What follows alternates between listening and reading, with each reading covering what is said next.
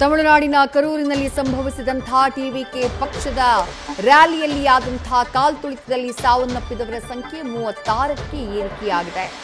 36 ಜನ ಪ್ರಾಣವನ್ನ ಕಳ್ಕೊಂಡಿದ್ದಾರೆ. ಸಾವನ್ನಪ್ಪಿದವರಲ್ಲಿ 16 ಜನ ಮಹಿಳೆಯರು, 8 ಮಕ್ಕಳು ಅನ್ನುವಂತಹ ಮಾಹಿತಿ ಲಭ್ಯವಾಗ್ತಾ ಇದೆ.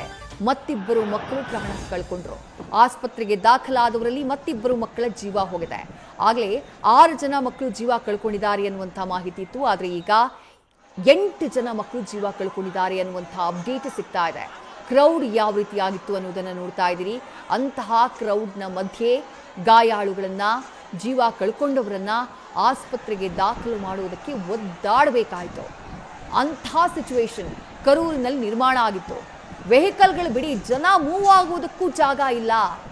ಜನ ಒಂದು ಹೆಜ್ಜೆ ಆಚೆಯಿಂದ ಈಚಿಡೋದಕ್ಕೆ ಸಾಧ್ಯ ಇಲ್ಲ.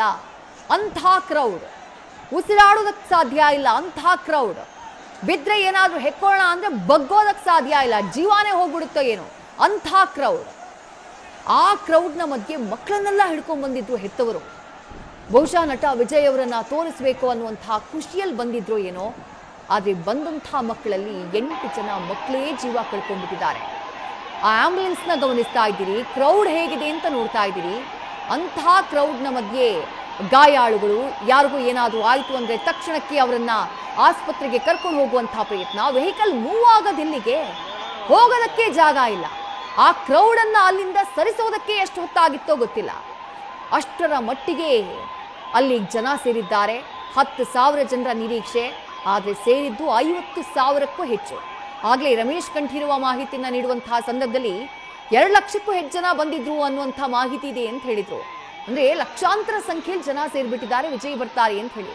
ಅದಾದ ನಂತರ ಆಂಬ್ಯುಲೆನ್ಸ್ನ ಆ ಕ್ರೌಡ್ನ ನಡುವಿನಿಂದ ಪಾಸ್ ಮಾಡಿಸೋದೇ ದೊಡ್ಡ ಸಾಹಸ ಆಗ್ಬಿಡ್ತು. 108 ಆಂಬ್ಯುಲೆನ್ಸ್ ಗಾಯಾಳುಗಳನ್ನ, ಪ್ರಜ್ಞೆ ತಪ್ಪಿ ಬಿದ್ದವರನ್ನ ಕರ್ಕೊಂಡು ಹೋಗೋದಕ್ಕೆ ಅಲ್ಲಿಂದ ಸಾಹಸ ಪಡಬೇಕಾಯ್ತು.